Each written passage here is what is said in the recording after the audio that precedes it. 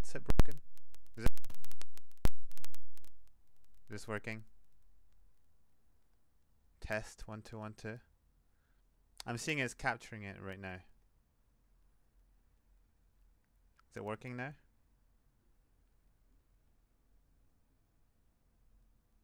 Can I get a thumbs up if it's working?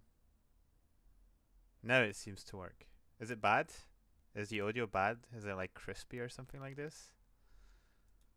Because it was working like 5 minutes ago.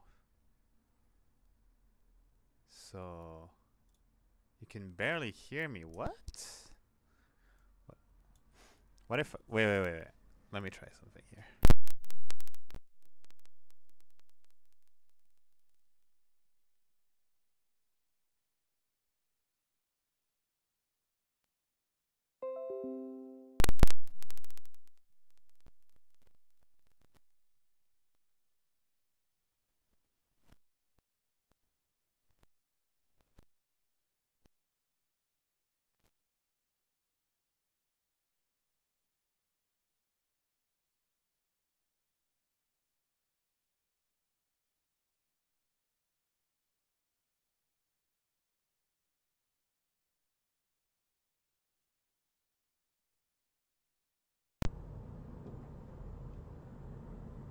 Is this better now? This should be better. This should be. Oh, this is too light. This should be better now.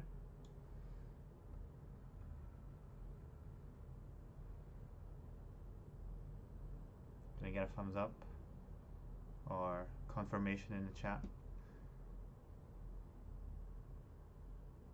You hear all the room sounds. Yeah, well. Actually, what if I did this? Hear all the room sounds. That's not good, man. That is not good. I don't know what happened.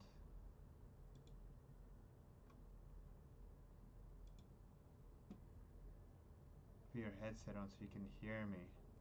I don't know what's going on. Why has decided to do this?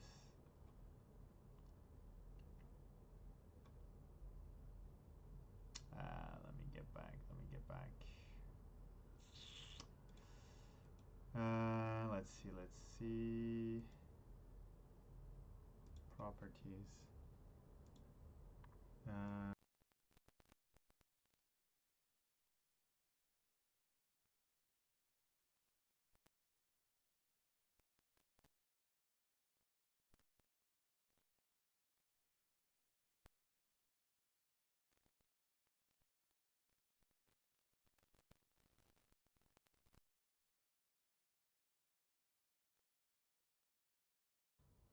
What if I try this?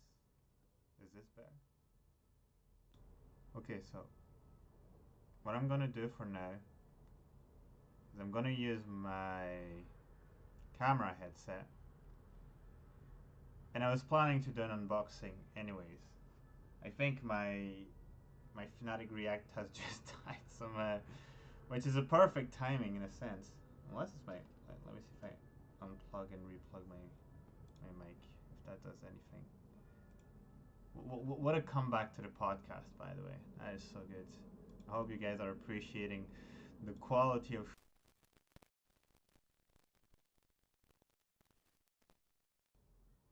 Is this better? Yeah, this is better. Okay. You know what? I'm just gonna use this awful microphone right now to welcome you guys to the podcast. First of all, it's been such a long time. We've had a very long off season, by the way. So thank you for coming in onto that first episode of the summer split, which is a preview episode, a pre-split episode, where I'm gonna get you up to date on all the off-season action, the teams that have changed, the updates within Fnatic, and what we can expect during the split. I have my good man, Doctor, who will be joining me as a guest. I'm gonna bring him right now, and he's gonna you know, give us his usual spicy takes as he used to previously when he was still co-host. And yeah, before that, I wanted to give a shout out to Joshua from Fnatic, who hooked me up with, with probably what is the best timing ever, a new pair of React headsets. So I want to give him a big thank you, by the way, for maybe those of you who don't necessarily know him, which you should because he does so much work for Fnatic. He's head of the marketing department, super committed into the community. I had a chance to chat with him about the podcast and introduce him to the project and what I'm trying to do with it. And he was like, "Let me hit you up with a new headset because I can see it's falling off." And I think he predicted that episode and what was going to happen. So I'm going to do a little unboxing for you guys as good as I can. So I don't know if most of you have this headset already, but if it's not, this is not a promotion. This is just me showing off that I got a free new headset. So very nice logo up to date. Which, by the way, is actually pretty neat because I believe I have the old logo. So this is actually a much needed update on there. I'm gonna have one of the new logos. So let's see what do we have here. And look at that. Whoops, can I? By the time they see you, it's too late. Which is me when I play League, you know? When I'm playing in the jungle, as soon as you see me on your minimap, yeah, you're gone. It's over for you. So what do we have here? So we have a little guide booklet, very nice, just in case I'm pick again and I'm not able to use it. Explains how to set up the microphone and everything. Super nice.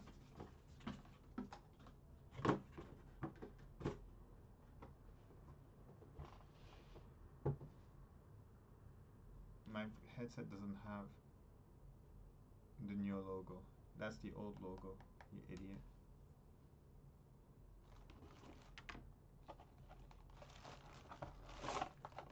And this is the new one with the new logo. Shut the hell up, doctor. You don't know shit. Trying to act smart in front of me.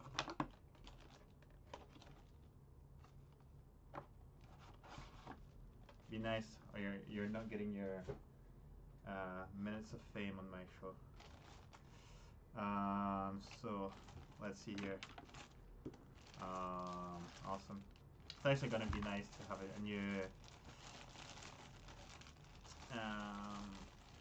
That's gonna have a nice fresh pair of headsets. Sweet. And the new pads as well, because mine are completely crushed. I'm just gonna throw that in the back. So gold is high helo. Thank you very much. Thank you very much. That is very true. I'm not too sure who you are. Alf2IH45. If you're someone from one of the discords, let me know. But hi, thank you for joining.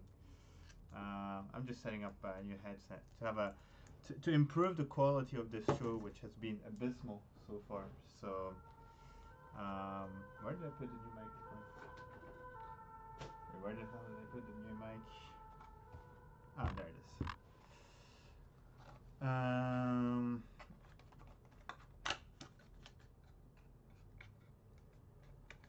Okay, there we go.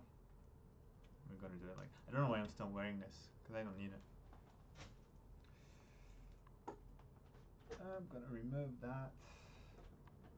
Take away this. Away with the old, in with the new.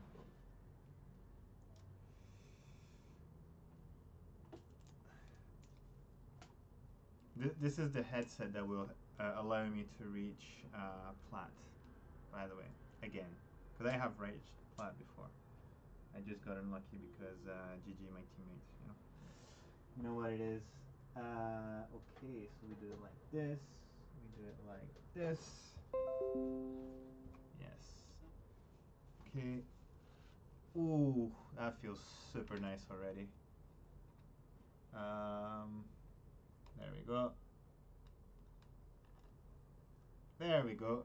Okay, now I'm gonna change the input. Oops. What about now? What about now?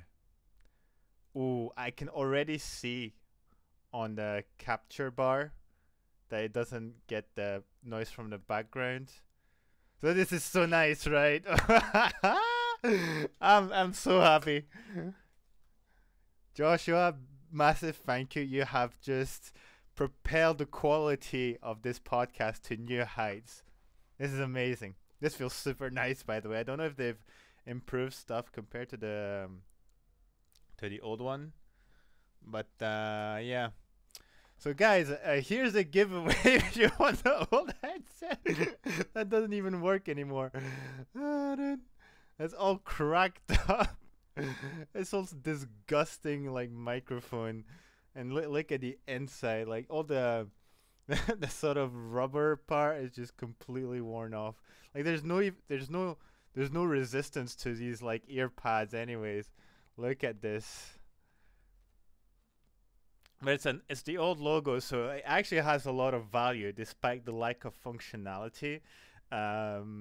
This there's legacy in there. So guys, if you want to enter the raffle, it's 10 euros to enter. Okay, and winner will be chosen. Right. I'm super happy with this new headset. Jeez. Yeah, yeah. I'll put it in like a little glass case, you know. But yeah, man, this headset feels super.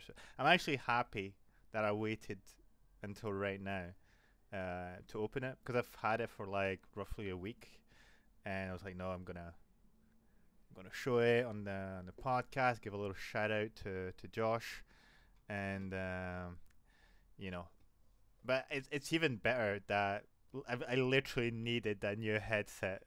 But this guy knows what it is. You want me to put down the old headset? Come on, it's a relic of the past. This is the headset with which I've started this podcast, on which I flamed countless teammates on Counter Strike, League of Legends, and now Valorant. It has history. It's close to my heart. Can't just put it in the bin like yesterday's newspaper. Come on. But anyways, now that we have this crisp audio for all the rest of Summer Split, I think it's a good time to have our man, Doctor. You need 2 minutes. It's been 2 minutes. Is it more than 2 minutes? I've literally um, taken time. Display it at the museum exactly. Do it Indiana Jones style. It belongs in a museum. That's what we're gonna do. More than 2 minutes. Is he here? Oh, I'm seeing a notification. He's here. Okay, guys. This is the reunion for the old folks that have been there from the start. They've been waiting for. Doctor, the initial co-host of Inside Fnatic's Brush, as my camera starts to go blurry from all the hype that is generating this. The man with the most spicy takes in the Fnatic organization, within the fans. The man that doesn't care if he's gonna hurt people's feelings by going against the grain. I give you the one and only Doctor. Doctor. Hello There we there. are. Yes, there we go. Wait. Let me just. Yeah, perfect. You're coming in To be back. crystal clear. Welcome back, Doc. It's nice to have you back on the show. Yeah. How are things? For the people who've been long-time viewers of this legacy podcast, give us a little update of what's going on. Living, studying, working, the usual adulting. Adulting. And also somewhat trying to keep up with the League esports Fnatic world. All of this at the same time. Yeah, Amazing. Amazing, thank you. amazing. Well, I'm very glad that you're joining us today to rekindle the duo that once was, It's a and pleasure. for the time of one episode, especially this pre-split episode, which I think is a very important one, because there's a lot Indeed. of things to go through. To to take you guys through today's menu, we're gonna have a first look at everything that's happened during the off season. There's been quite a bit of moves, and we're gonna go over every single one of them and kind of give our impression of how good those teams are feeling right now. Obviously, we'll go over Fnatic, our expectations. We've also had a few changes this time in terms of staff, so that's good news, and we'll talk about more on these details. We've each done our prediction for the split standings, so we'll have a little comparison. We'll talk about this, and of course, week one predictions, which is a super week. So we're going hard into the action with 3 days of games. It's gonna be a banger, and yeah, let's get us started in there. Starting.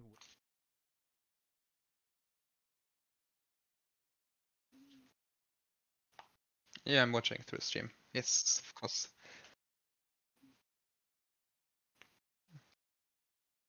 Phew.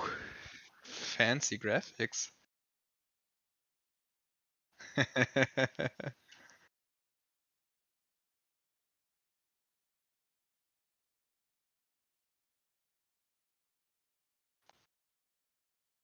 Wait. I think people cannot hear you. I can hear you, but seems like chat can't. I know what's happening. I know what is happening, guys. I know what's happening, and this is fixed. Yeah, it's so for some reason the audio capture source has been removed from every slide. I don't know how it Hmm. happened. It doesn't matter. It's easily fixed. My PC is not a potato. Okay, I built my own PC by the way, and it cost me 1,600 euros. It's a bit dusty. Well, less now because I actually cleaned it the other day, but it's doing the work. Okay. Anyways, that's not the point. Who's? Oh, it's frigging Cookie.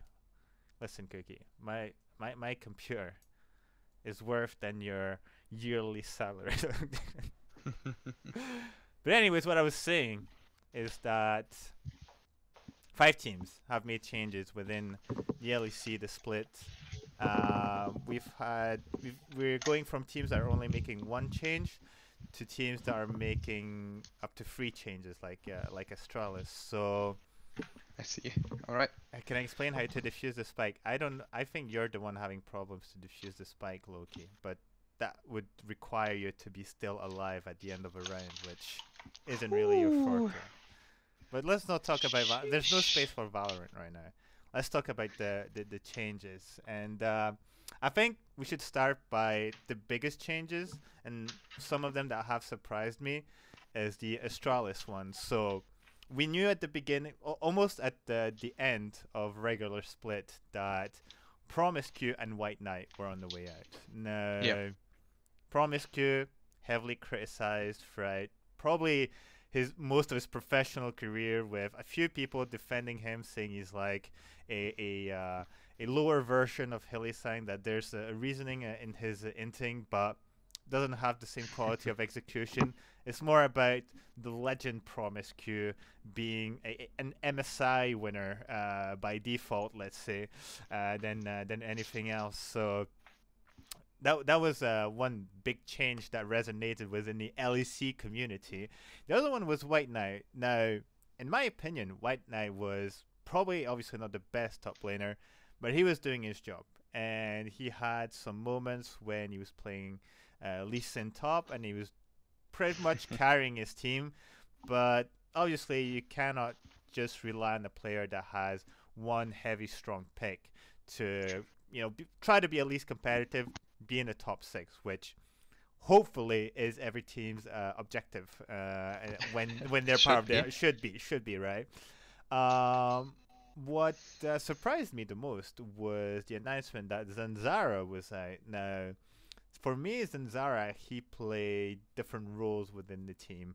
He was the one that was coming out with these sort of out of pocket picks with the obviously the Trundle that became a bit more meta, but he was the one who kind of initiated it and wasn't afraid to pick it, even though it was not a like a tier S pick, and who brought Mm. in stuff like the Skarner and the memes that came with it about paying your taxes, and with which came some sort of branding. Like people actually started enjoying Astralis because you had these crazy personalities within Zanzara or Promiscue. Zanzara, who's notorious for those insane interviews post game that he would have. So you lose a bit of two styles in there. You lose at the same time the personality and the guy who's able to sort of surprise and I would say be the vector of upsets against the top four, top five teams to kind of uh, just make teams stumble in their rankings within just one game difference.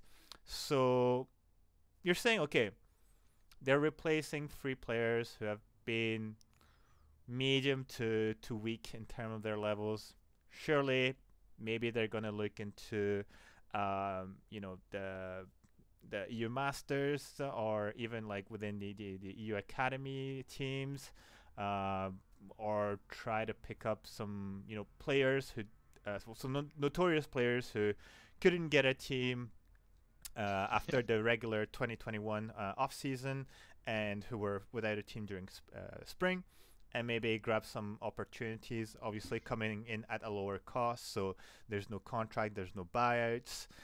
Instead, they've made some choices. I don't know if you want to start us up with maybe your impressions, but what's been your first reaction when you saw Vizicachi, Xerxes, and Jung Hoon? I hope I'm pronouncing this correctly. Coming in as replacements in Astralis. Yeah, it was for sure interesting.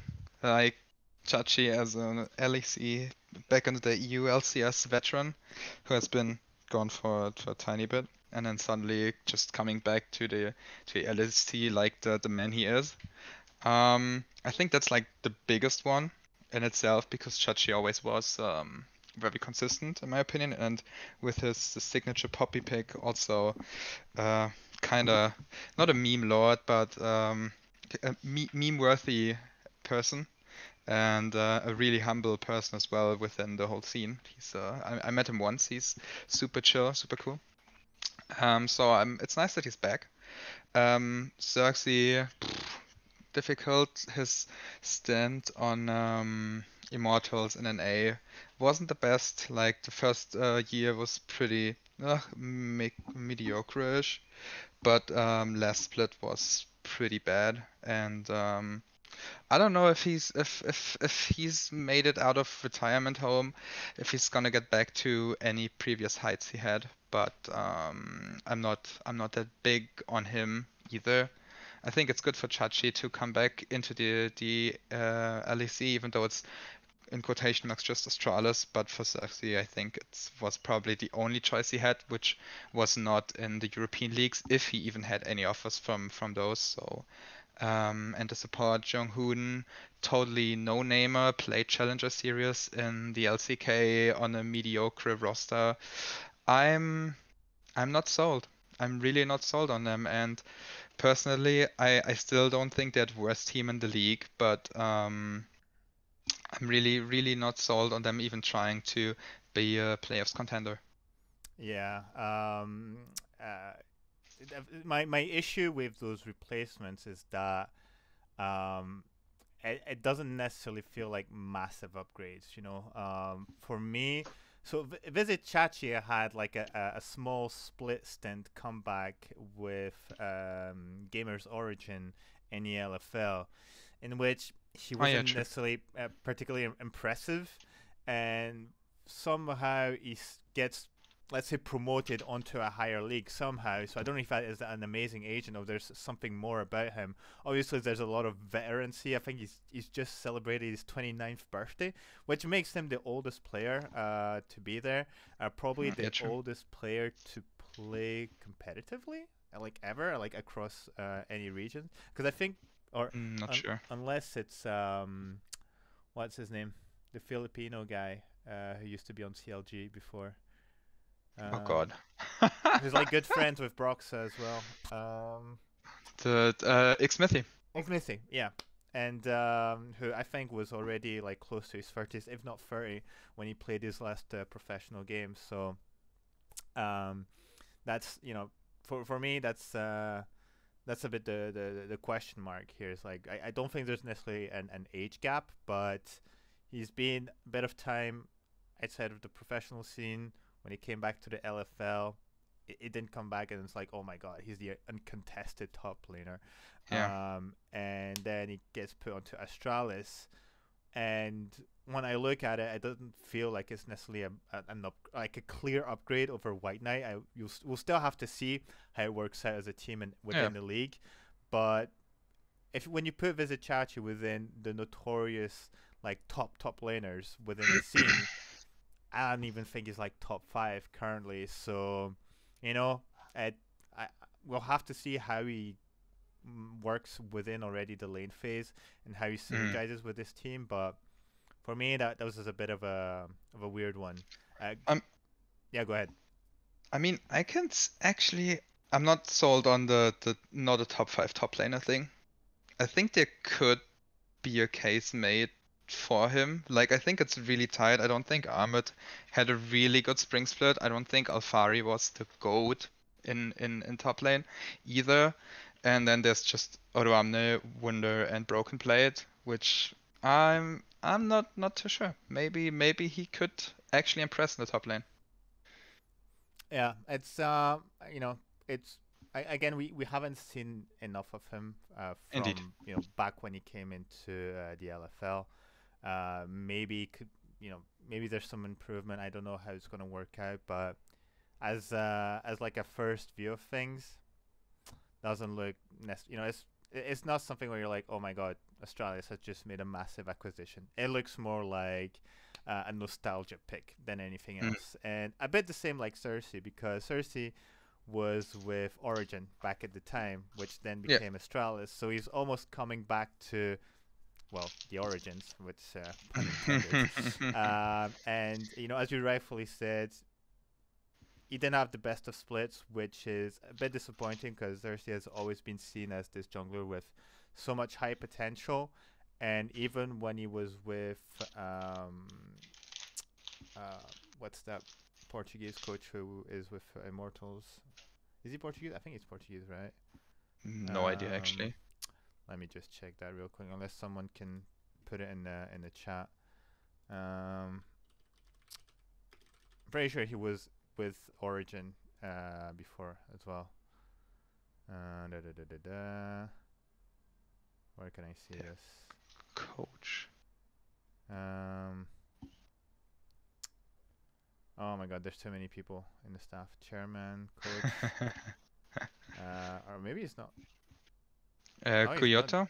Giotto, yeah, Oh yeah, true. yeah. So Giotto was always considered as the coach who's able to deliver the potential and within the players, so it felt like the right pairing, and it didn't just really happen within his Thursday, and he kind of became forgotten as the jungler with so much potential when he was in EU.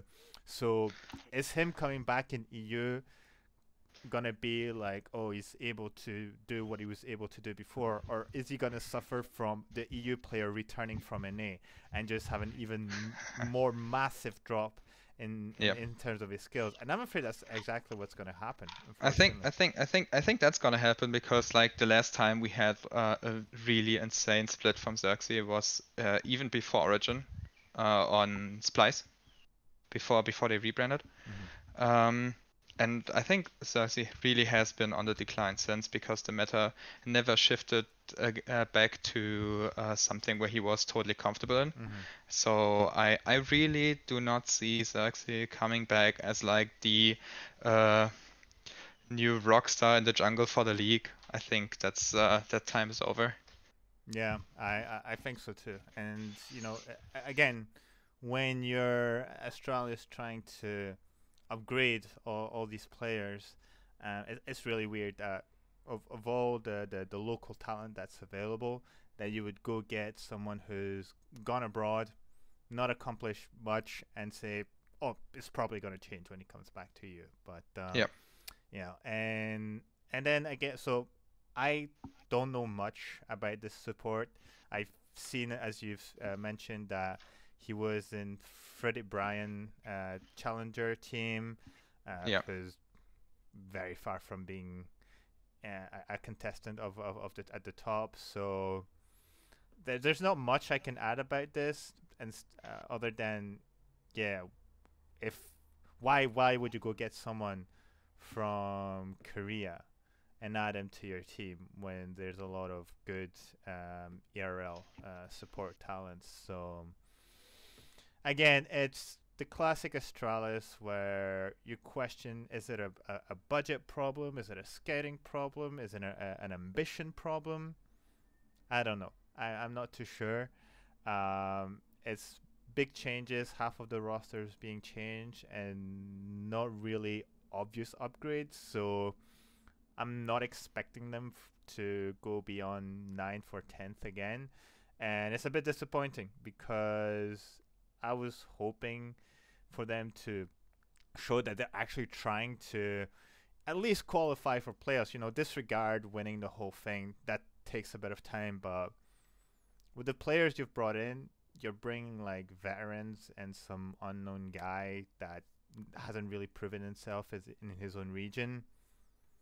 If I was an Astralis fan, and all five of them that might watch my show, I feel bad for you guys. So yeah, that'll be my 2 cents on this, and I won't talk more because there's still a lot of moves that we have to talk about. We'll just take them in order, I guess. We'll talk about our old boy Niski, who Ooh. well, he managed to find a team. There's already a lot of rumors back when Reeker was still part of the team, where the True. community was pushing for Niski to replace him. And for me, it's a bit controversial, to be honest, because you have Mac, who's always feels like the guy who brings in new talent, who helps them, develop and doesn't make hasty changes and gives them time to, have a full split. Oh, actually, have a full season before making necessary changes. And for me, even though again I felt like there's a lot of pressure by the community, um, I wasn't expecting that they would actually go through with the changes on Reeker. And I guess no, maybe some internal talks or whatsoever. Niski comes in. So Niski, again, a bit like Cersei, comes back to the old organization because Mad Lions was formerly Splice, Slice. Yeah, and true. this was one of Niski's first bigger teams, if we don't count. It wasn't Evil Geniuses; it was Envy Yeah. when he went to NA following the Fnatic Academy. So Niski has been pretty solid for us. It's a bit unfortunate how the off season happened with Definitely.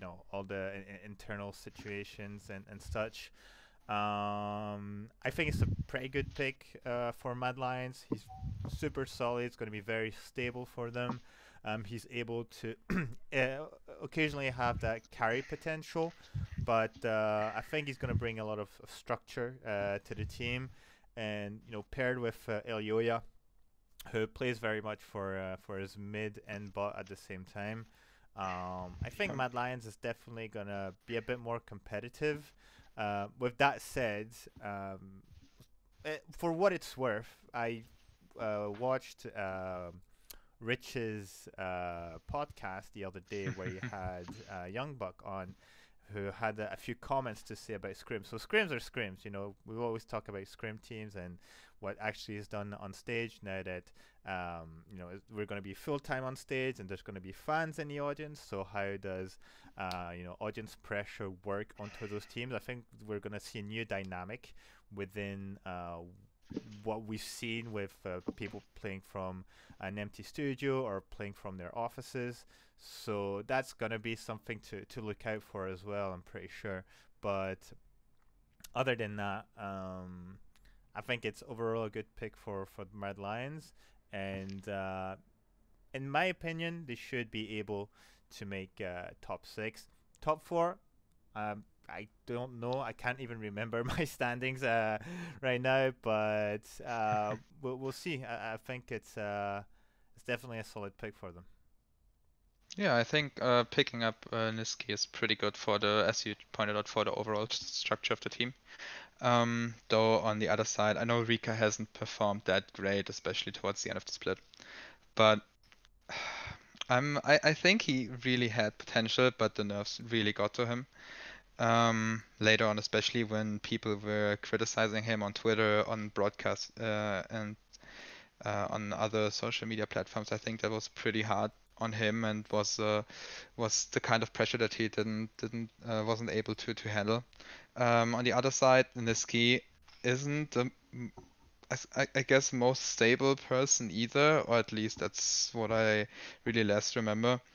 Um, I'm glad he's back. I'm glad he has a team. I really hope he succeeds there and that they find success and have a better split than spring. But I'm not sure if they maybe shouldn't have also replaced Unforgiven. Now that's interesting, because I thought Unforgiven, while not necessarily a flashy player, he did his job properly. I don't think it didn't feel like he needed replacements. And um, how would I say this? Already for me, so I think there's two things I think to consider. First, the replacement of Rika, which was a bit of a surprise with Mac, and I think Mm, him, um, you know, going into this off season, the 2021 off season, bringing in two rookies with Unforgiven and Rika, and at the end of one split saying, you know what, rookie guys, mm. we're replacing both of you straight away. I think it would have also sent a bad signal, not only within the org, but potentially to people who would have looked to join a structure like Mad Lions, which, Yeah, for sure. from what I've heard, is perceived rather positively within the player scene. Um, and even then, I don't think Unforgiven was griefing as hard as Rika was. So True. True. I think you bring in a good point that the pressure really got to Rika and he wasn't able to manage it. And it was a bit like trying to capture lightning in a bottle, as in we saw Mm, his potential within ERL, but think in his case, he got brought into the LEC way too early and he maybe needed a bit more development. Thankfully, he's in BDS, so he's in a very competitive scene with the LFL. So true. we'll see how well he plays. I haven't had a chance to see the first BDS games. I'm just feeling bad for him because he has to play with Adam now. Although the meta kind of favors Adam right now. Olaf and Darius are kind of strong in the top lane, Mm, so it's he's true. there. He's pretty lucky unless they get banned off of him. In that case, well, good luck with your champion pool.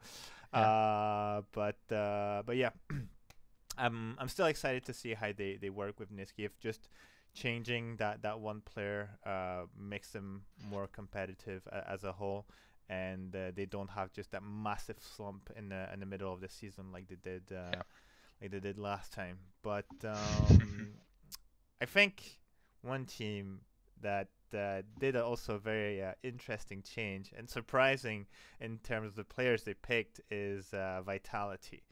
Now, Vitality has been a mess. They've True. suffered from super team syndrome. that has affected any team across what I feel probably I would say the Western scene. And I think maybe in LCK there was once like that super team, but that didn't work out. But I can't remember. But at least within let's just keep it within EU.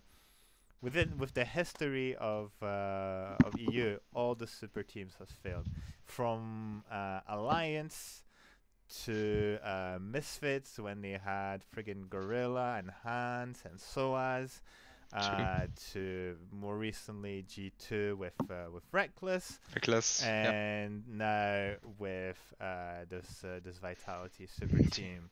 Now, this is my noob viewer point of view, but for me, self-made was not the problem. I think Definitely not. he had more issues with a certain top laner who has been praised throughout his career and who's kind of being revealed as only a laner player, and even then, just like, oh my god, the CS difference. But yeah, what's a CS difference when you're not able to apply that advantage in the mid to late game?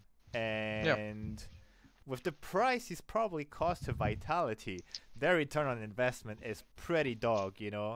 Barely scrapping a sixth place in the regular split. So I was surprised that he was staying.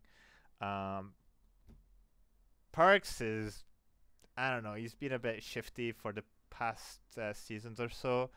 And the bot lane, I mean, it's just very mediocre, but Alfari was really, for me, the one that was standing out. And on the contrary, I thought Selfmade was one of the better players that was, because obviously he's always playing for himself, and I believe that to play correctly with Selfmade, you need to play around him. Um, when you have very resource-heavy players within that same team, I think it's going to clash. And then obviously Selfmade, who we know to not keep things to himself, we'll say it that way, might have a clash with some of the strong personalities within the team. This is just pure speculation, but this is the only way I see it possible.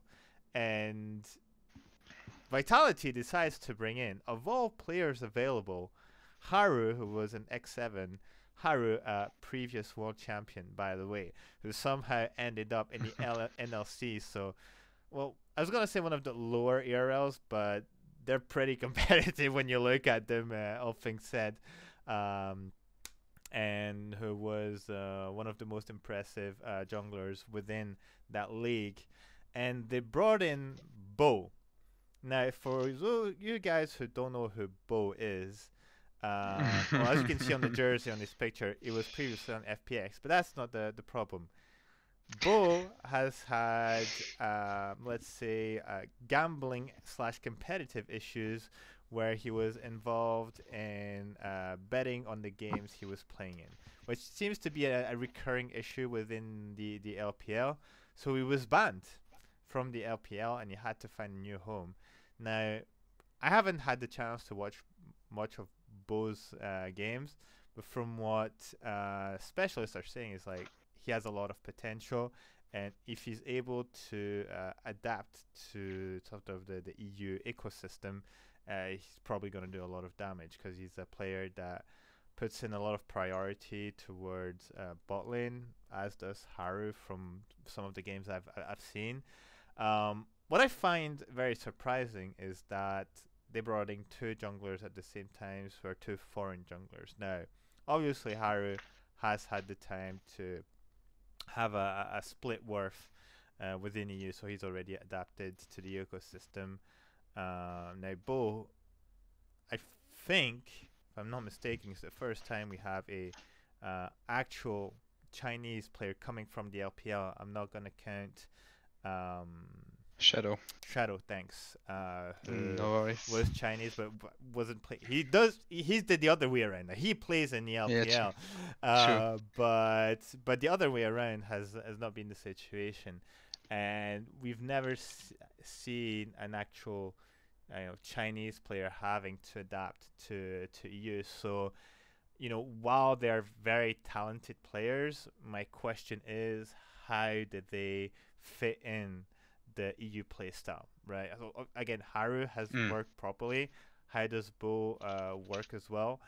And on the long run, like we only have best of ones, right? So when you have two, it's not like there's one player that's like really above the other, or that's like, oh, this is just a guy you would bench, like, probably like when we brought Bwipo originally back in 2018, it was like, this guy is not meant to play.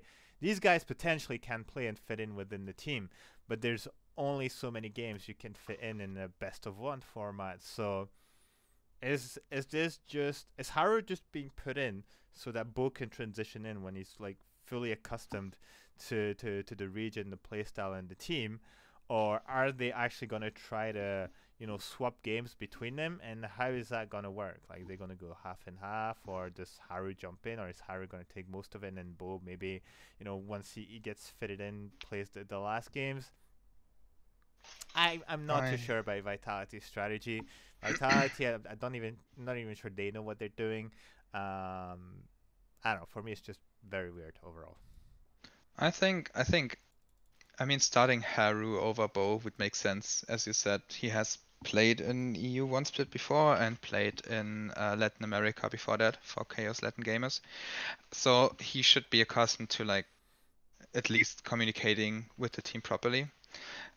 But honestly, they should start Bo because the meta favors him way more with Olaf and Talia being two really big picks. And he played 10 games for FPX in spring in 2021.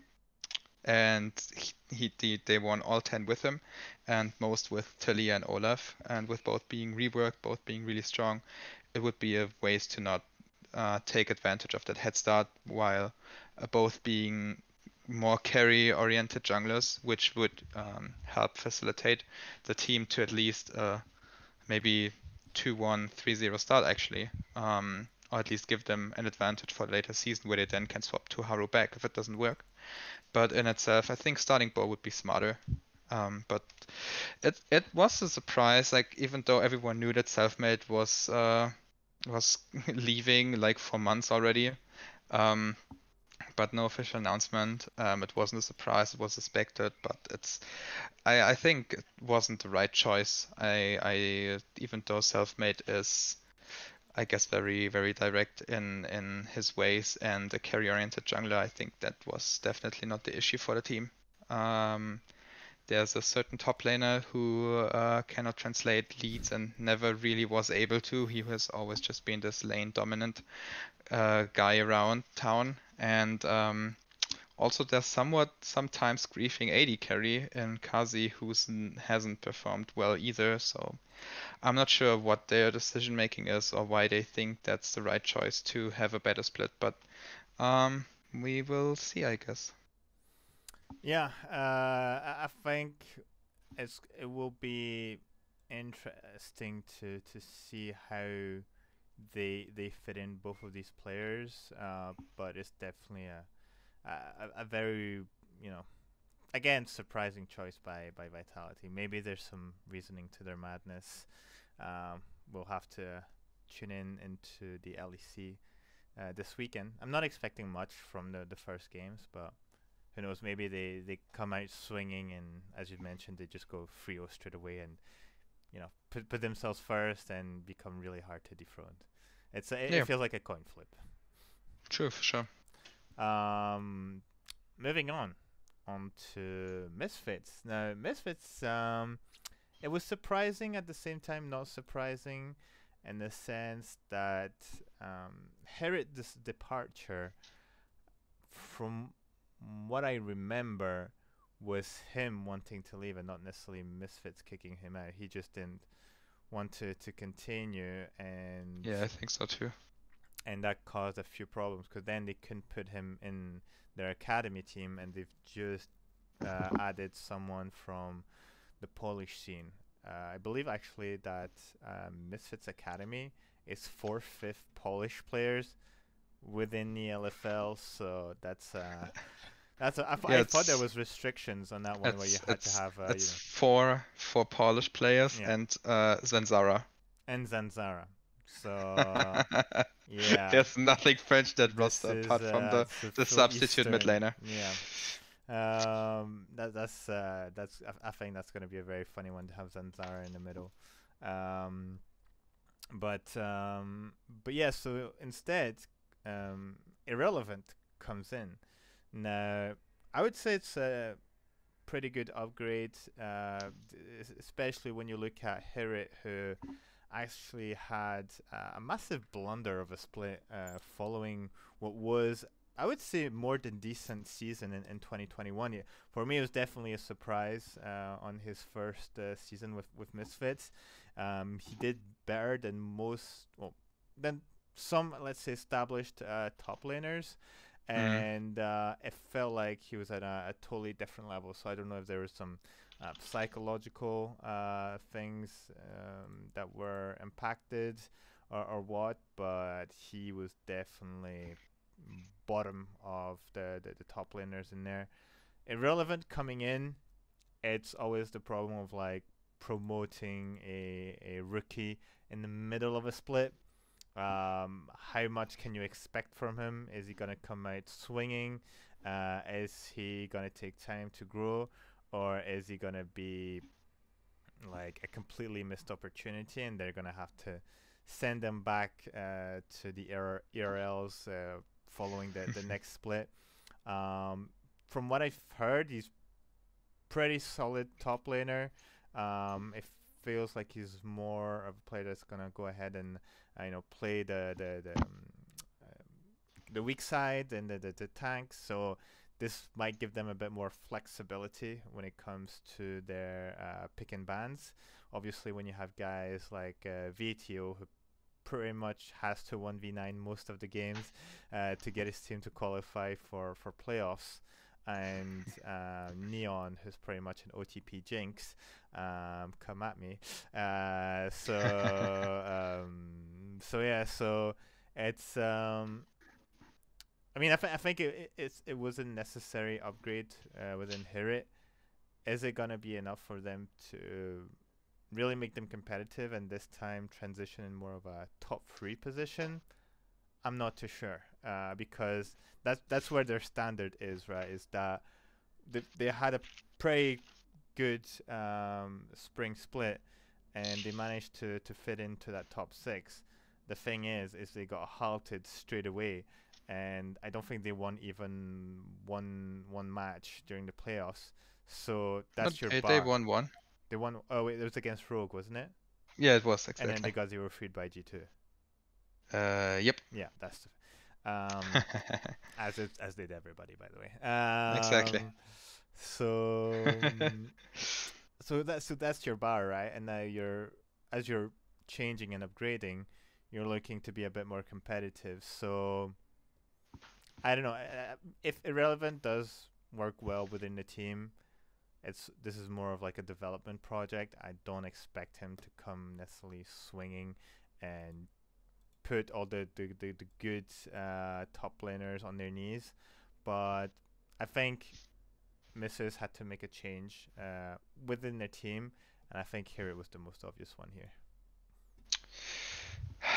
I partially agree. Because Herod and Irrelevant do have very similar champion pools, so there isn't really an advantage of having either of them. The difference is that if you just plainly look at the stats, Irrelevant stats look a lot better than Herod's, though the competition of an ERL, even though the LFL is strong, they're not really that big on top laners. Like they are good, sure, but they're not comparable to the likes of Broken Plate or Wunder or the other established big top laners that we have in the league. And Herod was used to playing against them, and even though he didn't have an amazing split in spring compared to his previous season, he played all right, and I think he did his job, but was obviously never really praised for it because Super Carry VTO always took the big spotlight of the game days. And I personally I think it's sad that Hero is gone because I think he was a very likable character and I think he fit well into the team. if I would have had to make a change to the team, I think I would have taken out Mercer, even though he's like the one of the newest players overall. I'm not sold on him as a good support player or a partner for Neon. And I fully agree with the Jinx OTP point for Neon. Yeah. I thought. Be Oh, a sorry. VTO, ride or die. Yeah. Yeah. Yeah. Yeah. Sorry, I thought you cut off for a moment, but we got Ah, your sorry. point. No problem. Um, yeah, I don't. I've well, that's because my expectations were pretty low, but thought Mercer did a rather good job. All things considered, especially on his Rakan, which was pretty decent. But for he came from Gamer Origin, Gamer Game Origins, Sword. yeah. Yeah. So again, which was a middle ground org, I believe, in LFL. Yeah. So I personally think he will develop properly because from what's been said, he works really hard. So um, I think he has potential to improve. Um, a lot of people praise Neon, but I don't see it. So if there had another person to change, I'd say someone with who's able to have a bit more depth in their champion pool, Mm, then not just be able to play, but actually have carry potential on these players. But yeah, I think again, Hirit was the obvious change here. Now is irrelevant, capable of facing the challenge on the LEC, getting on stage, getting in front of the audience.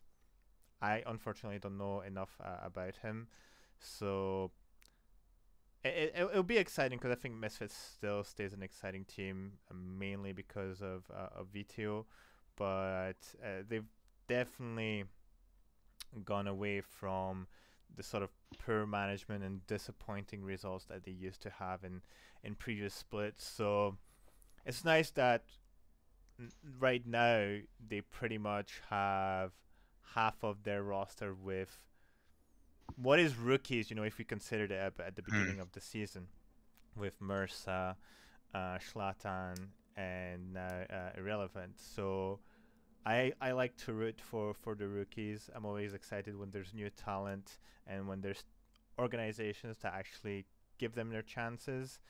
mm, And if they fail, they fail. But I think it's super important that orgs within the LEC give the signals that if you play well, you work hard and everything, there's actually a spot for you, which I think, well, this is probably a debate for another time, which the mm, LCS doesn't do because they don't really care about their academy teams, except for maybe a few smaller teams like Immortals who regularly promote, or even CLG recently, and who are seeing some interesting results. Even, I mean, if you look at Evil Geniuses, look at Jojo Pyun. Jojo Pyun within in their academy, and he became an mm, absolute revelation. You have to inspire the new generations to say, hey, are you good at the game? Do you aspire to be a professional? Well, there's actually a path for you, obviously within certain conditions, but the doors are not shut. So I'm always excited to see new rookies. He will be one amongst one, two, three, four. So potential candidate for rookie of the split. However, I think the rookie of the split, if mm. things go well, might be within the next team of BDS, because the downfall of Adam has been quite a scene. You know, there's no reason to kick on someone who's already down, but you make your own bed, as they say. And for someone who's given such a massive opportunity on a big org and thinking he was bigger than everyone, to see Karma do its job is good. It's good. That's true. Um, he still has a team, so it's not like everything is fucked. He's still in one of the most competitive scenes in the ERL, so he's saved. Now, is he gonna evolve? Is he gonna finally mature? Listen, that's not for me to judge anymore. What's interesting is that we have Agresivo to replace him. Now, Agresivo has made a name for himself for a few years now within the LFL. Um, I think he's probably the most exciting rookie coming into the summer split. He goes into BDS, who's had pretty abysmal performance. I was expecting them to be much higher because there's a lot of the KC players. So I was thinking, oh, the synergy is already there, so they just have to probably work on more of the gameplay stuff. None of those were there. Um, what is nice for BDF is that they have a human top laner instead of whatever Adam was doing in Spring Split, who has hands, brain, and I think, well, still has to And be proven, less ego, but at least they have this consolidated. And added to that, they have Air Dot. So it's good. They promoted their players from their own organizations. Pretty cool. Um, I think they made the right choice and removing Limit instead of Xmati, because maybe it's the always Fnatic side of me. There's like I have a soft spot for Xmati because he was in Fnatic Rising previously, but I think this guy has a lot of potential. And at the time when he was still within Fnatic Rising, I would have seen him replace Reckless if there was a situation. Um, and instead, he was pretty disappointing when he came in. I think one of the factors was that Limit was pretty much leaving him on his own. He had to 1v2 a lot of times, and Limit didn't necessarily have a lot of impact even during his roams. For me, he was more impressive when he was on his Alistar, but again, a bit of an OTP situation. Airdot has a bit more flexibility, feels a bit more inventive in his approach of the game. I think he'll mix much better with Xmati, and yeah, I think BDS has some good moves. Hopefully, we see an unleashed Syncroft, who I don't know how he hasn't shot himself in the head when he had to play the previous season, but hopefully a bit less frustration and a bit more opportunity for them. With that said, there's still two rookies coming in to the big stage with an audience. They'll be submitted to the same challenges as Irrelevant and Jonghoon. So we'll see. Is Jonghoon even considered as a rookie, I by the think way? he should be. He's only played Challenger Series. Yeah, I don't know how that. Yeah, I guess so. Yeah. I think he's eligible for rookie, Hmm. while Bo shouldn't be because he played 10 games on FPX main roster in the LPL. Um, as like just from imports point of view. Yeah. Um, but I think he's eligible. Should be. Uh, I think it's a good point. But yeah, for BDS, is that gonna make them able to reach top six? I'm not To too sure. reach top six? Never. With two new players coming in and the other three haven't been like crazy hard last split either. For sure they are a bottom two team. I think even saying top six is like such a stretch for them. I think they're really not aiming for top six, and I think that's also the right call because you take two players from academy, from a really strong ERL, obviously, but into the LEC where it's still like, even though I'd say ERLs have improved a lot, but the difference between ERL and LEC is still quite big, even though it has decreased over time. Um, I'm not sure they will like be playing super well. I think it's not hard for Erdo to play worse than Limit. I just looked up his stats and I was like, wait, is he an Alistar OTP? And the only season he played like more than 10 Alistar games, he lost at least 8 of those 10. Hmm. Like has like a bombing 28% win rate on Alistar. So I Limit Never was great and really declined last year since Schalke went out. Hmm. And for Aggressivo, I think he has potential as a top laner, and he at least he isn't just human. He also has a bigger champion pool than just two champions. So I think he could be. He's like the improvement that the team needed for sure. Like it's not hard to be better than Adam. Yeah, that's that's definitely gonna be, I think, a lot of relief again for Syncroft, who if anyone has listened to the voice comms, literally just had to go at his teammates. It was like, what the hell, guys? We're supposed to win, and it felt like a lot of games where they were ahead, they had an advantage. It was just Adam just Leroy Jenkins in it into the enemy team. It's like, take my shutdown, guys. Take all the gold. I will lose this team fight for you. I think back to this Camille game where he just friggin' eat into four people while his team is one screen away. You're like, mate, you understand what Camille does? Is even if you have like Tiamat, it's not like an AoE that nukes them. It's a one-on-one Cho'Gath ult, sure, but then you have to deal with 3, 4 other people next to you who are just bonking you the whole time while you're trying to kill someone and waiting for your second Q reset to hit. So it's just very peculiar moves by Adam, who I don't know. I don't know if it's an ego problem, if it was a confidence problem, but listen, I wish the best for this guy in the ELFL. There he definitely had a lot of potential within KC. I just hope he realizes some of the potential opportunities he's walked out of, and he becomes a better person. There, I'll end that segment on a very philosophical moment. But I think it's actually time to. Oh, actually, before I do this, I'm going to prepare my audio source because it's gonna cut off and have it ready here. Perfect. Talk about Fnatic. So, Fnatic, what's happened? What's happened, guys?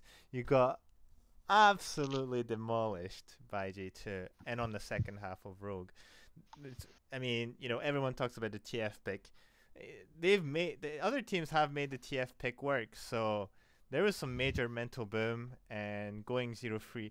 There's the double whammy. There's losing 0-3 to G2 and not getting access to the finals, and then G2 winning the whole thing with the 3-0 and going through the whole losers bracket 3-0, 3-0. It's just, what can you do?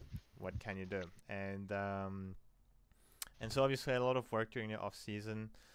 Some rumors that Razork and Ilyoya were going to swap, which I thought was a bit weird because I don't think Razork is a bad player. He just has confidence issues, but that doesn't mean he's bad. There just needs to be maybe some assistance in this, the psychological aspect of things. But what was I gonna say? So instead, we kept the team, which I think was the right path. It's there's more to build with the potential, and we've seen the potential of this team going into playoffs, and they were looking great until whatever happened in between games. So what's happened now is that they finished the facility that they've built in Berlin, so they've gone away from the office, which I guess was in some building in Berlin, have their own structure that they built with BMW. Thank you, sponsor. And it looks nice from from Pete's video and the touring with Dardo. They have a room for everything. They have a room to scrim. They have a room to analyze. They have a room to get together, to have dinner, to exercise, and they even have like an actual sort of co-working office space, which I thought was a pretty interesting because I thought it was just like a pure performance center, but it's also an office center, I guess, for all content creation related things. So it's pretty nice that they're able to, unlock some budget and have everything in there. They've mentioned also the fact that the academy team was going to be able to come in and play together, scrim. So I think that's pretty positive overall. In terms of staff, so Shaves now is no longer remote, or I think is on site for some of the major games. So he's not. He might still be remote to some part, but I think now he's gonna be a bit more No, closer yeah, I to the think it's team. gonna be more. Yeah, Yeah, I think so too. yeah, but I don't think like he's like fully on site, but it's definitely gonna be a bit more. Our previous sort of sports coach has left to a different project, and instead we've had Sense, who's actually worked with other teams before. One of them being Movistar Riders from LVP, from the Spanish league, and from what I've seen, people are pretty positive with his experience and what he's capable to bring to a team. He has a psychological aspect to his role, which I think is actually great for what I've mentioned before with Razork. So I'm pretty happy with this because I hope he allows him to get out of these sort of mental issues and mental blocks that he's getting on his self-worth, it feels like. And there's Binsu, who's been added to the team as a sort of multi-role flex. So I don't know if he's going to be a bit of how do you call it? What's the term they use for this? Is it lane coach or role coach? I think. There's a term. There's a specific term for this. Oh, it's wait, I think it's a role coach. I think there's a specific. I don't know if maybe I should find the announcement. Performance coach. Okay, so they're just putting him as it's just said as a substitute, but I think he'll help obviously to give his perception a bit like we had Bean, or we had obviously Whippo at some moment, but I'm also thinking about what's his name, Special, who was who had the hashtag sublife, who was with us during 2017, if I remember correctly. He was a pretty decent dude, but I think overall pretty exciting changes that they haven't kept it full status quo, and they've made some proactive changes within the staff, which was much needed. They're also looking for a data analyst, and it sounds like they did find someone, so they're just figuring out, I guess, the admin side of things. But Fnatic are making moves. So far from the picks and the changes in terms of like scheduling, or so having Shaves a bit more on site, those look pretty good. First feedback sound rather positive. There seems to be some confidence within the team. So I had a lot of questions, obviously, during the off season, especially with the Razork rumors and everything, and the lack of rumors around change of staff. But pretty happily surprised.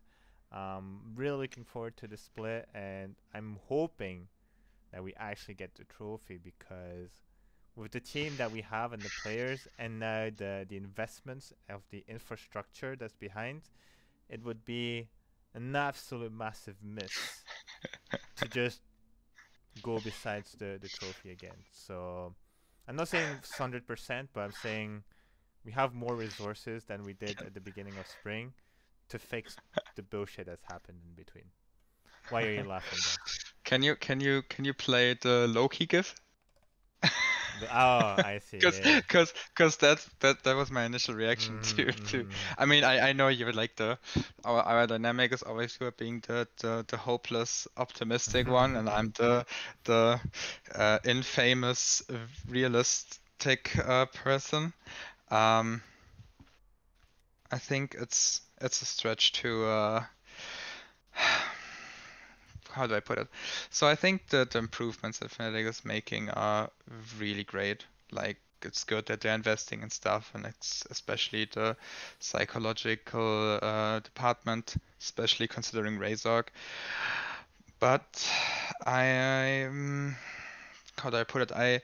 I would always hope for Fnatic to win a split 100% of the time. But I'm trying to be realistic to not be sad about eventualities that from recent experiences happen pretty consistently.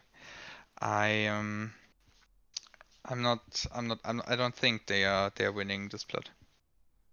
That's Why would that be? You have to bring a reasoning than just your pessimism as an no. explanation. It's realism. It's not pessimism, my guy. Call Don't it what be you want. I'm still swayed I'm by still gonna by ask little. you for a reasoning behind that. I think in itself the G2 roster is stronger.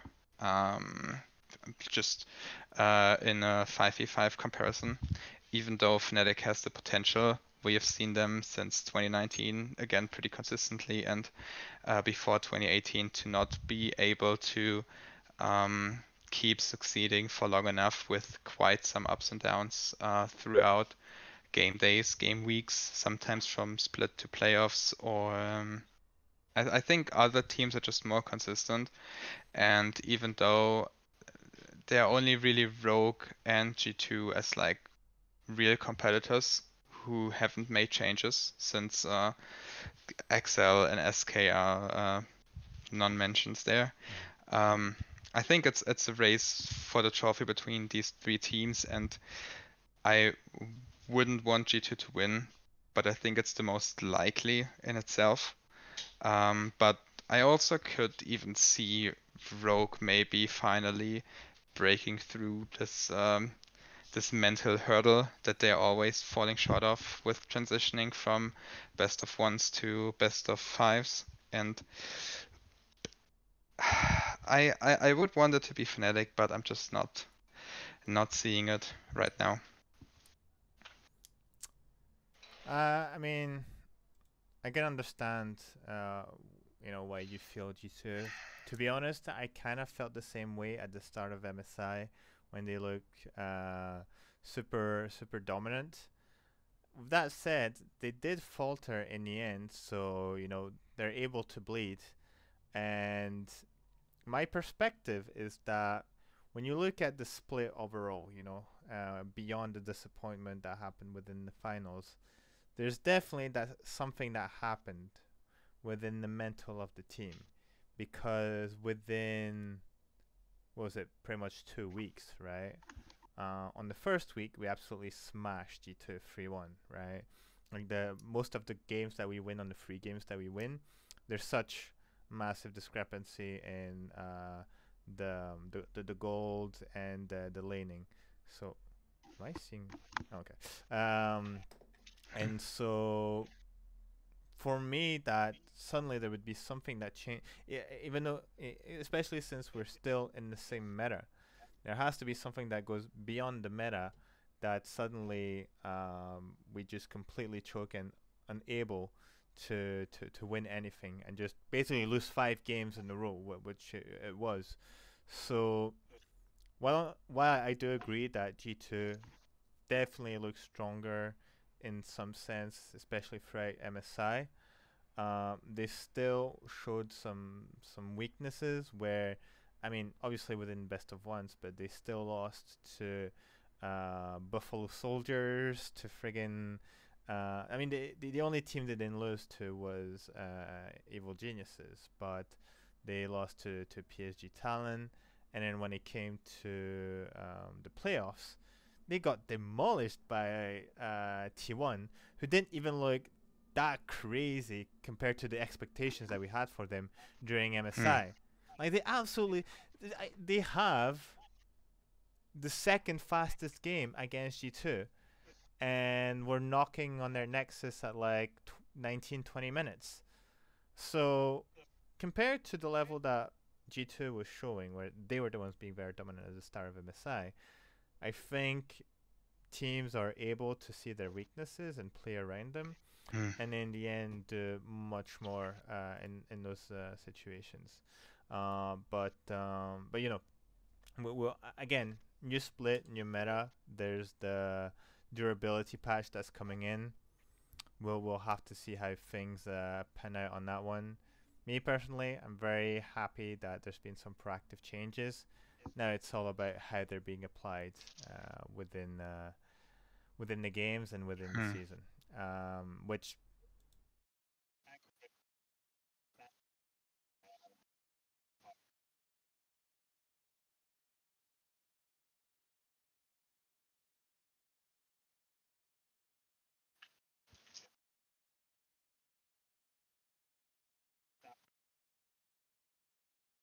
Yeah.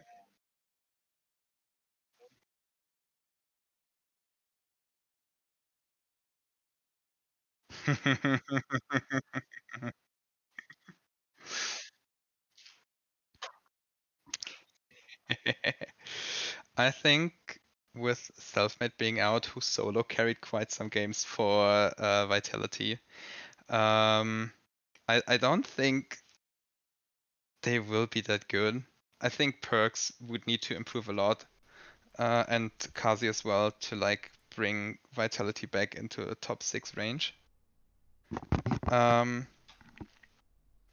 but I'm really confused by it. Can you hear me? I know it's the same sound problem. Uh, So just in case for the people who are watching at home or watching the YouTube show, I was just asking Doc about his pick about Excel and Vitality.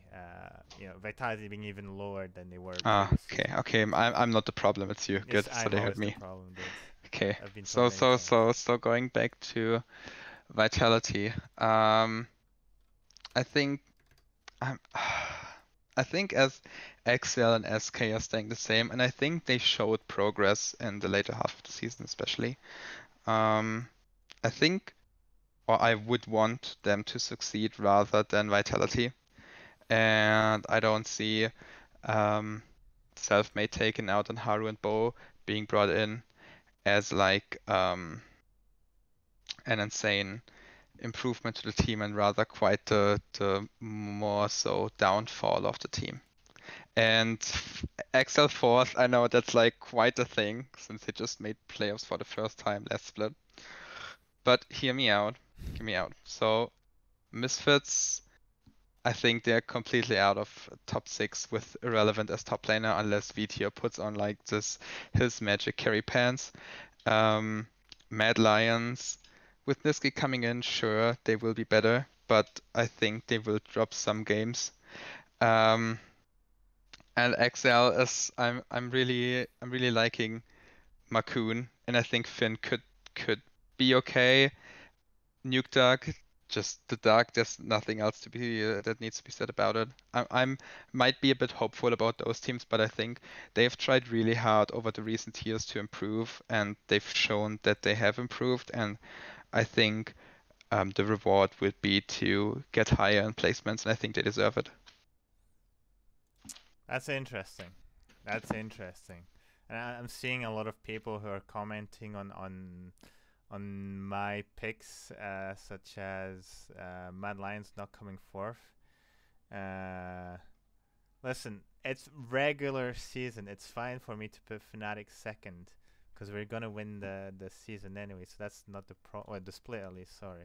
So you know they can come as long. What counts is making playoffs, guys. The rest doesn't really matter.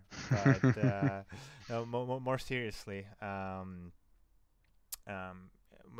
just to explain where I'm coming from, for apparently what is a controversial pick to put my Lions. I just think Niski is way better than what people perceive him to be, and he's shown it within what was rebuilt Fnatic roster with a lot of last minute changes, and I think he's coming into that split super fucking hungry to prove himself after being so frustrated to not be playing during the spring split.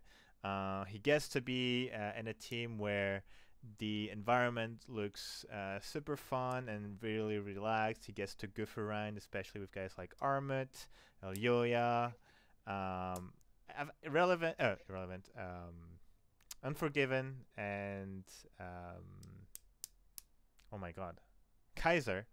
I wouldn't say they seem more serious, but they seem a bit more reserved in their style. But Niski's a guy who likes to joke around, so I think he's going to put in some good mood, and he's gonna be able to bring much more to the team than what Reeker is. So Mm.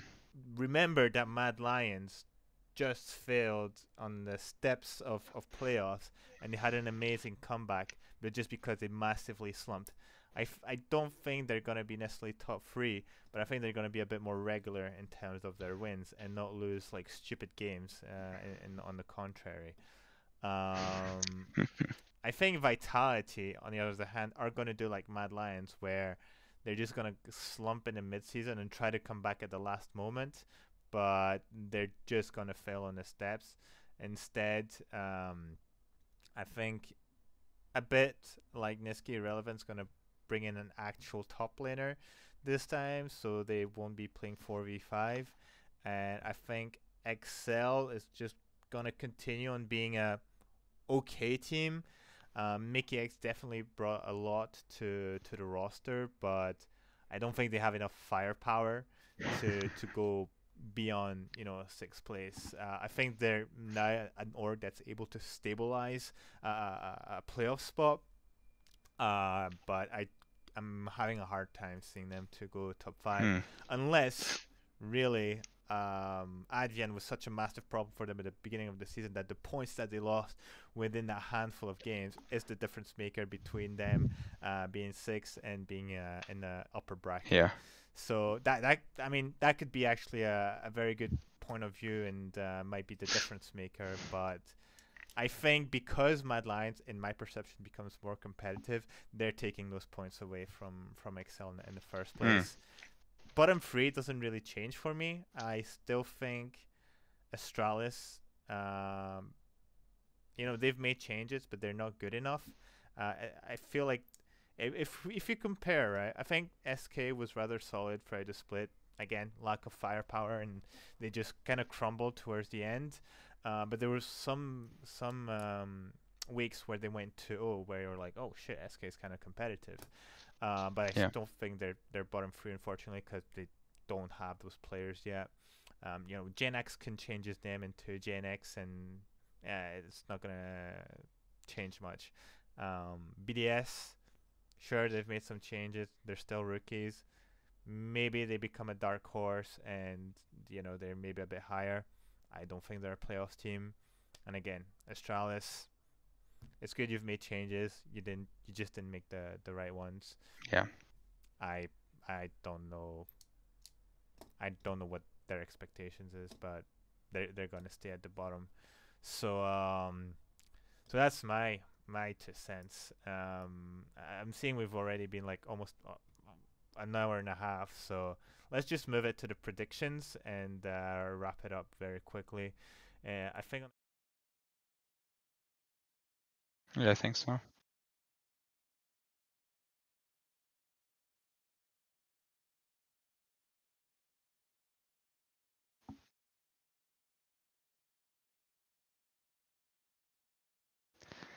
I think the stability within the team, like just because Excel has the more stable roster, who didn't have to adjust to each other like Misfits with the short-term replacement of like the not short-term but the sudden replacement of Hirid to Misfits to Irrelevant, and so I think they're more stable, and if they can shut down Super Carry VTO, they should be fine. um yeah, I mean yeah, I guess it's actually a good point. I do think B2 is probably going to be the crux of the team for the first few weeks. Um, we'll see how, again, having an actual top laner. I'm actually very interested to see Irrelevant versus Finn. Finn did rather fine. How is Irrelevant? How is Finn preparing in front of a rookie that he's facing for the first time? Is there going to be the surprise Yeah. factor? But yeah, I still think Misfits, as they've done before, come out swinging, and it's like, oh my god, they're the team to watch, and then they just kind of crumble a little bit, and then they win the occasional game and make it to playoffs. But yeah, it might be a surprise for this one, guys. I know there's gonna be another issue because I'm going from slide to slide, so there to go. Ojo is in. Do not remove 2 points, please. Kind of similar here. I'm surprised you actually put SK instead of Mad Lions. Unless I I didn't mean, see this properly, but I'm pretty sure that no, was no, a no, peek. no. I picked SK. I did pick SK because I want to believe that they will be playing as well as they did towards the end of the split in best of ones. And we know that teams who are making changes usually struggle a little bit more than the established teams. And I think since Matt didn't have a great split and no one really performed of their team like or had an insane performance per se, um, I think or I would want SK to win that. Huh. You see, I just think Mad Lions is a bit like the previous split. We're gonna have a strong first week. Um, maybe I'm over evaluating Niski, but I think he's just gonna bring so much to that team, and a lot of people are. Well, see, I think actually the expectations are pretty high with Niski coming in, and the Yeah, for sure. very good season that he had with Fnatic. Um, yeah, obviously based on my rankings, I'm I'm having a hard time seeing how SK could upset. Again, on the first Super Week, I think that's probably the week where you get the most upsets. So Yeah, there could be a chance. There could be a chance. I think for sure. otherwise the games are pretty straightforward. It's funny because we both put Astralis when we're like, I don't think Astralis is gonna win, but again, I think it's a first week thing.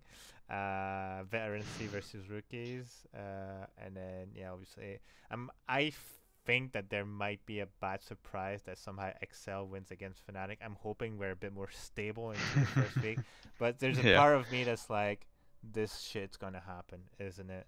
Um, but yeah, but moving forward, and again, audio is going to be added in.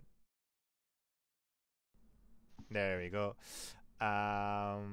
There's no changes. Amazing. Look at this. We actually agree on the day. But I think For a so. rare occasion. The last day is an obvious The one most obvious again. one. Yeah, I agree. Again, if there's can still be upsets on the specific Super Week on the first week of the split, I'm thinking particularly about Vitality BDS, which could be the one where we get a surprise. Again, depending on who plays on the day, Haru or Bo. I think Haru's going to play the first games because Bo needs to sell in, blah blah, visas, bunch of stuff. Yeah. But BDS could come swinging. I'm just my head is going to Syncroft is going to be unleashed if he has stable players in top and support. So I'm actually very excited to see him play and play with a reliable team around him. So we'll see. Or maybe it's on the contrary and Vitality are absolutely insane. They go 3-0. But if I had to pick any game, I'd say the Vitality BDS game is the most surprising one. I don't know if you agree or. Probably. No, I totally agree. I think it's the most 50-50 one considering all changes. Yeah, yeah. Because when you yeah. I'm trying to think. Aggressivo versus Alfari as well. How would I rate this? I would laugh so much if Alfari just gets turbo gapped by Aggressivo. Oh my god, get rid of this guy. That would be quite funny. Indeed. But yeah, I think this kind of does it. It's been a very long podcast, a very complete podcast with an active audience as well. What a way to get back into the game with my good man Doctor by my side. So you Thank know, you. it's it was nice to have you again. Thank you for all the people tuning in. Sorry for all the technical issues. That's what happens when it's been what 2 to 3 months of not getting back into the game and having to change the headset. But everything felt right in the end. This new headset feels super nice. Again, big shout out to Joshua. Big shout out to Doc for asking to come in. Hopefully, we'll Thank you. get some more opportunities during the split to have you back. I think that might be possible. That's a good. That's the answer I was looking for. And thank you guys for taking the time to come in. For the new viewers, appreciate you tuning in. Hopefully, I can see you next week, because this becomes regular during the LEC splits. So, thank you again, everyone in the chat. Thank you for those who will be watching on the Twitch highlight stream or on the YouTube. I'll see you next week with the results of week 1. Let's hope for some 3-0 for Fnatic. Why not? Let's have it.